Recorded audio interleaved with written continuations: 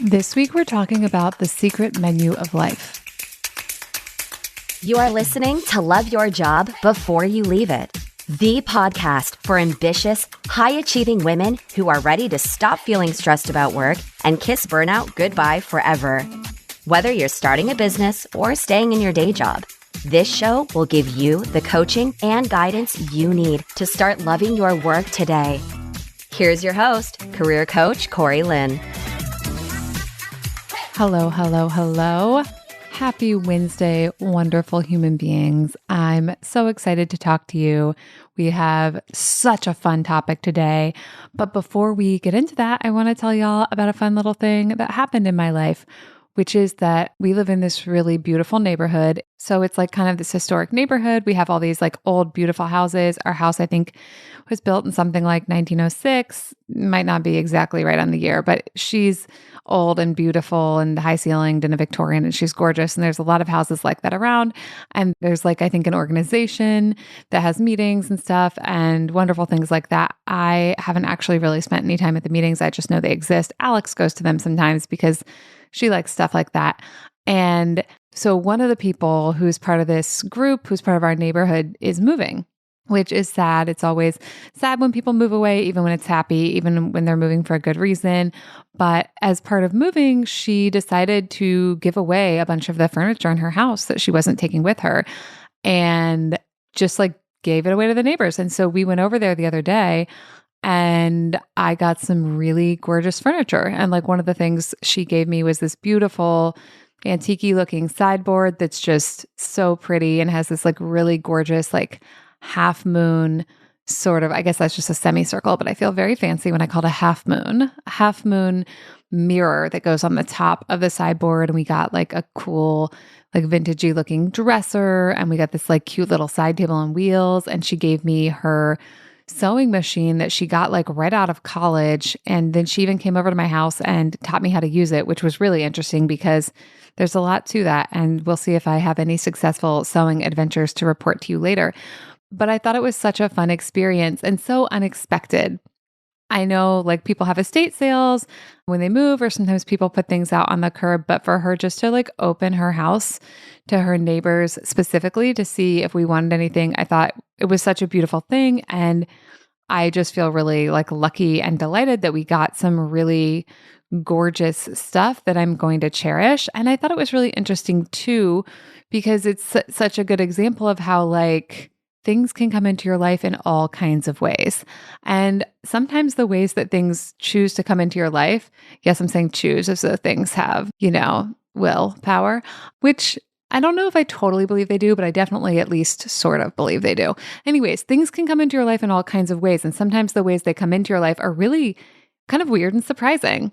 Like one time I was doing The Artist's Way, and the author of the book, Julia Cameron, said to like write down things you wanted. And I wrote down that I wanted a necklace with quartz on it.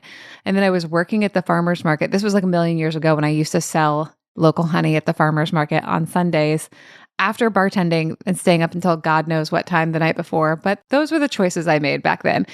So I would wake up probably hungover and like scoot over to the farmer's market and sell honey. And this, person came by and tasted some honeys. And I said, I like your necklace. And it was a necklace with quartz on it. And she's like, you can have it. And I was like, what? I felt like so embarrassed. Like maybe I'd done something wrong. I was like, oh, like you don't have to give it to me. And this woman looked me dead in the eyes and was like, I will die one day and my children don't want it. And I was just like, what do you say to that? So I said yes. And I had this like necklace that was actually, I still have it. And it was like exactly what I had wanted when I had written it on the list. And yeah, so magical things happen all the time. And things can come into your life in really interesting ways. So I think that's just something to be aware of. And it also sort of relates to our topic today. And today's topic is this concept called the secret menu of life. And I'm just going to tell y'all right now, I did not come up with that language. One of my brilliant clients did, who I'm not going to name to you because I keep my clients anonymous when I talk about them unless they specifically ask me to name them or say that they feel comfortable being named. So one of my clients, I don't remember if we were coaching or if they were sharing a win, but they said this phrase like the secret menu of life. And I wrote it down because I knew immediately, oh my fucking God, I'm going to do a podcast on that. Here's the thing though. I did not write down as much about that phrase as I maybe could have. So I'm pretty sure I remember what the client meant, but it's also possible that I have taken the client's idea and gone in a different direction with it. So client, if you're listening, I love this phrase. Thank you so much for sharing it with me and for giving me permission to talk about it on the podcast. And if I'm not talking about it in exactly the same way you talked about it, I'm so sorry. And feel free to text or email me and correct me, and I can issue any kind of correction you would like to see on the podcast. But basically, the concept as I remember it is this. It's that with coaching, people gain access to things that they want that they didn't actually realize were available. And so when you think about what's available to you in your life, in your career, in your relationship, like with your significant other, or in your desire to have a relationship and to meet a significant other, or in your friendships, or in the way you parent your child or children, in the way you relate to your own parents, in where you live geographically, in any of the areas, like even like how you choose to cook food and what that looks like for you. When you think about your options, the way your brain is going to think about them most of the time is going to be based on your socialization. Your brain is going to present to you the things that it has seen done before, or the things that culture taught you were good or okay. So those are going to be what your brain sees as being on the menu. The menu, like when you go to a restaurant, you sit down, they give you a menu. They're like, here are your options. And what coaching often reveals to people is the secret menu. And it's the secret menu because it's usually about doing things your way, doing things customized, doing things in a way no one's ever modeled for you before, or doing things in a way that you have seen modeled, but you never thought was available to you. And so there's, of course, like a metaphor in here, because like at a restaurant, sometimes you go and you order, like, you're like, okay, I want the salmon. And like the salmon comes and it has whatever sides. And sometimes you're like, oh, I want the salmon, but I'm allergic to that side. Maybe this doesn't happen to you, but this happens to me sometimes. And so I'm like, oh, can I get these other, like the sides that go with the chicken? That's really still ordering on the menu, even if you're asking for it like a little bit customized. Then sometimes you go somewhere where there's a tasting menu, and that's where you sort of have no idea what you're getting, or like sometimes there's like some kind of, you like get the tasting menu that comes with meat, or you get the tasting menu that's vegetarian. So you don't know, and it's like totally chef's choice. And then sometimes like there are places where you can go, and I see this less in restaurants, but what I want to offer you is this is true for your life.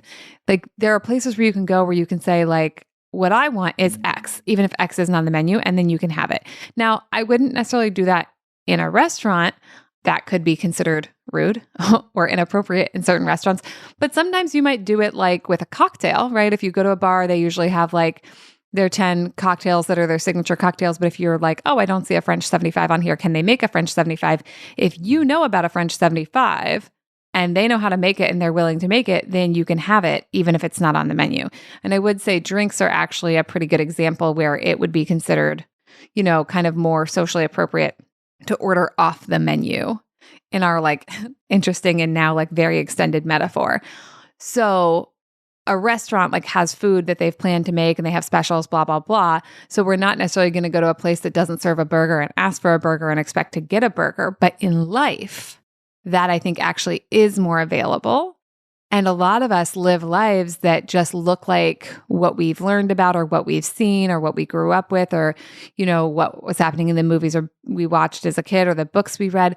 We do life. We make the selections on the menu of life often based on what we think is possible, what we think is likely, what we think is normal, right? And so a lot of people are running their whole lives this way, like making choices like, oh, I have to work a 9 to 5.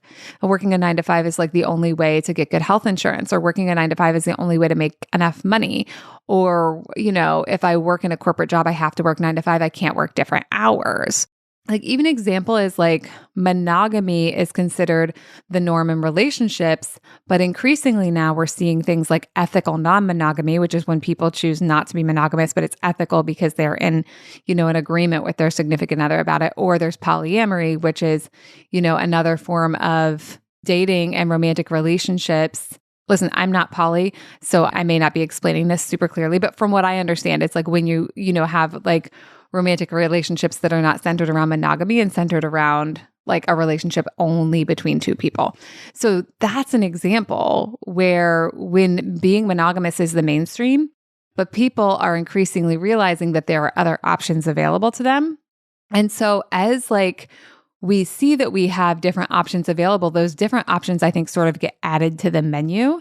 And so then it's like originally maybe we have this like very small menu where it's like, well, you can be single or you can be partnered and you can be like an entrepreneur or you can work for somebody else or you can do this or you can do that.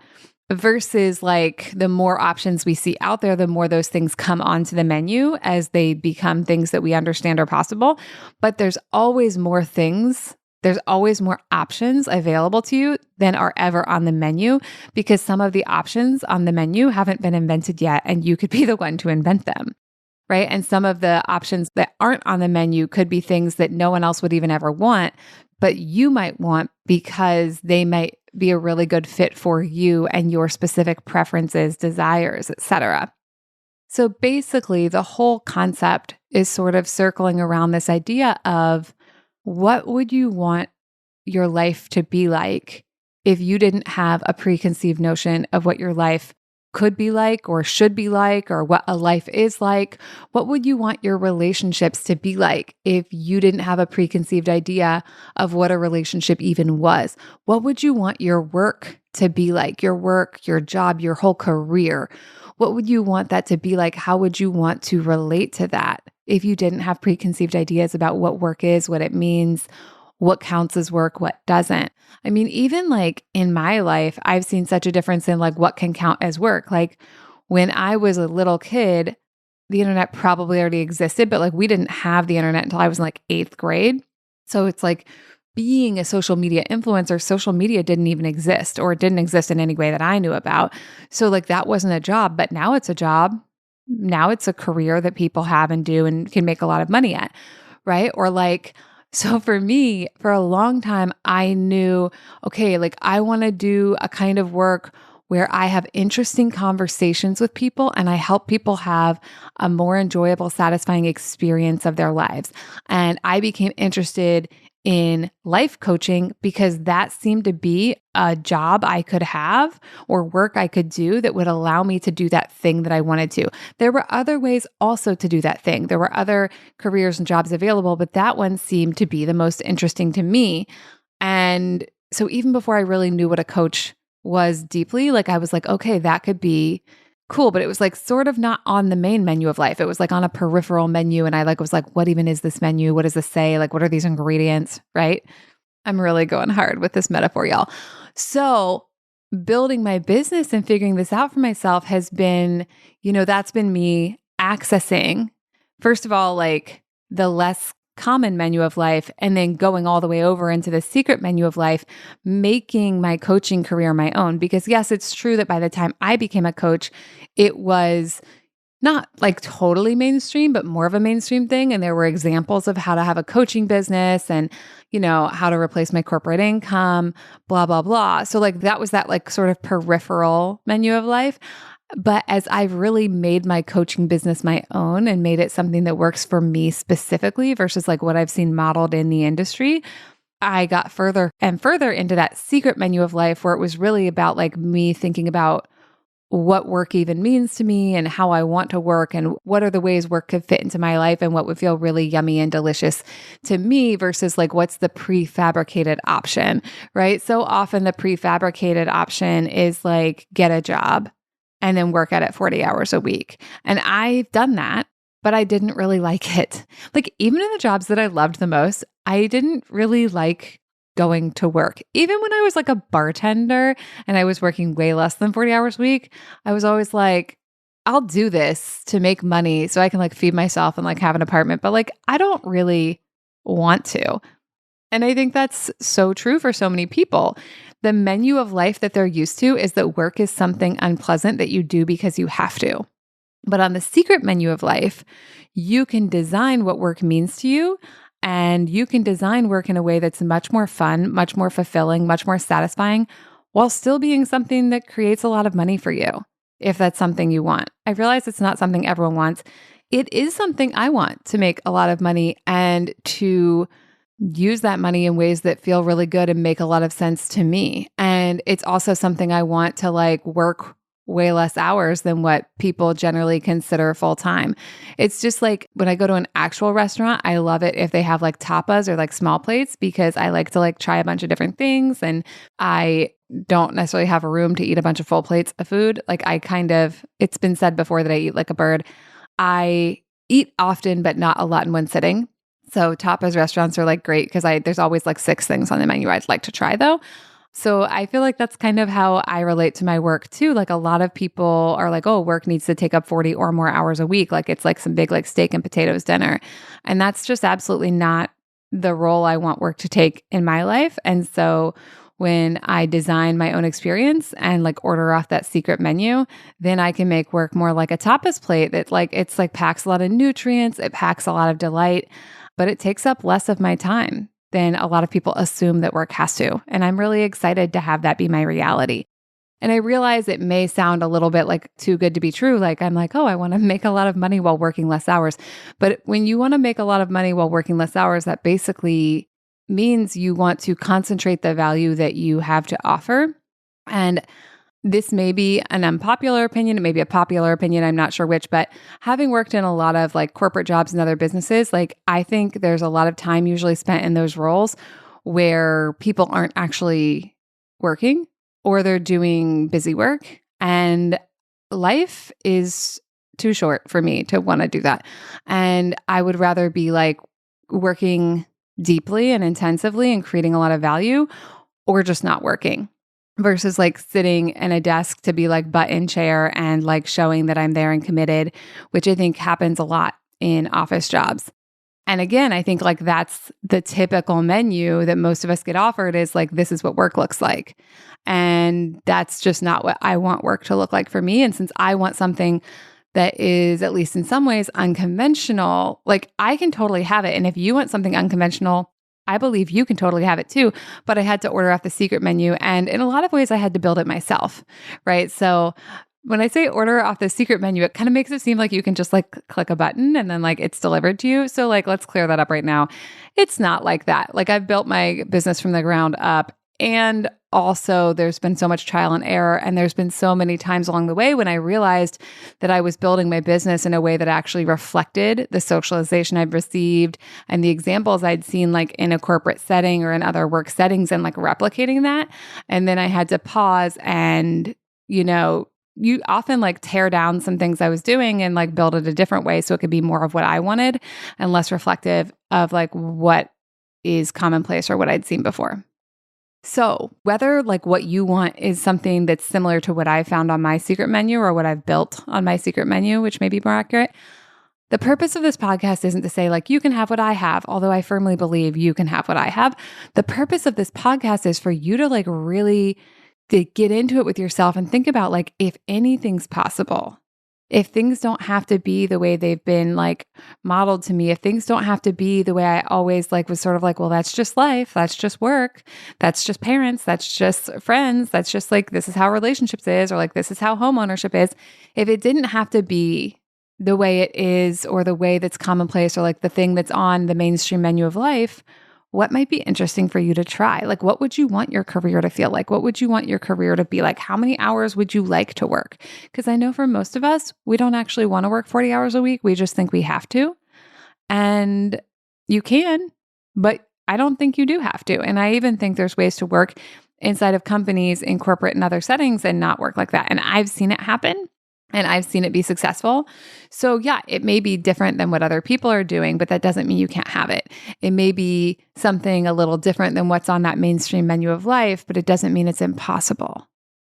Okay, so if you walk away with nothing else from this call, what I want you to walk away with is just this idea that there are more options than are being presented to you. Pretty much literally all the time. There are more options. There are more customizations. There are ways you can make things really specifically aligned to who you want to be and what you want your life to be like in a variety of areas. And it can be really hard to see those possibilities. And for a lot of my clients, one of the things we have to work on is them feeling like they deserve to have access to that secret menu of life, feeling like they deserve to be able to design what they want themselves. And a lot of times it's like feeling like they deserve to rest, feeling like they deserve to have pleasure in their lives, feeling like they deserve to have a good career and a good experience of their career, feeling like they deserve to get to have things be different. And if that's where you are, or if you feel a block in this area, I would invite you to come work with me either in SAF or in one-on-one coaching, because I give you so much information on the podcast about how to help yourselves and how to move forward. But sometimes, especially around worthiness issues, people struggle because they don't have someone there to sort of see their blind spots and see the ways that they're stopping themselves from having what they want. So if you've been working on these ideas for a while and you're not getting as much forward momentum as you would like, I would invite you to sign up for a consult call and we can have a conversation about what's going on. And I will help you see the patterns that you're going through. And if it seems like you're a good fit for coaching, I'll tell you about how I'm currently working with clients. And we will see if you're a good fit and get you signed up if you are. All right, that's what I have for y'all this week. Happy Wednesday. Bye. Thank you for listening to Love Your Job Before You Leave It. We'll have another episode for you next week. And in the meantime, if you're feeling super fired up, head on over to CoreyLynn.com for more guidance and resources.